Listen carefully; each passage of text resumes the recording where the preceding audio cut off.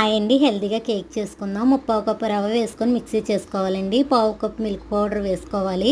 ఇప్పుడు అరకప్పు షుగరు, పావు కప్పు ఆయిల్, అరకప్పు పెరుగు, పావు కప్పు పాలు వేసుకొని ఒకసారి మిక్సీ చేసుకోవాలండి. చూడండి బ్యాటర్ ఎలా ఉందో. ఇందులోనే మిల్క్ పౌడర్, రవ్వ కలుపుకోవాలండి. బాగా కలిపిన తర్వాత 10 నిమిషాలు అలా పక్కన ఉంచాలండి. ఒక teaspoon baking powder, half teaspoon baking soda, కొంచెం యాలకుల పొడి, కొద్దిగా సాల్ట్ వేసుకొని గిన్నెకు ఆయిల్ అప్లై చేసి ఒక పేపర్ వేసుకొని అందులో మనం కేక్ బ్యాటర్ అంతా వేసుకోవాలండి. 10 నిమిషాలు గిన్నె వేడి చేసుకొని అందులో పెట్టుకోవాలండి.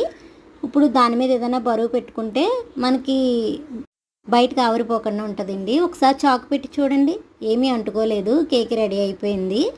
చాలా సాఫ్ట్గా ఫ్లఫీగా వచ్చిందండి. చాక్తో మనం సైడ్ ఎడ్జెస్ ఇలాగా అనుకొని డిమోల్డ్ చేసుకోవాలండి.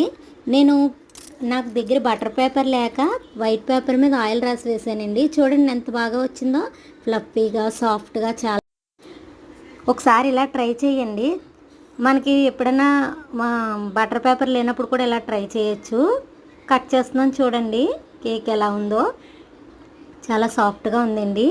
నచ్చితే కనుక లైక్ చేసుకోండి, సబ్స్క్రైబ్ చేసుకోండి. Thank you friends.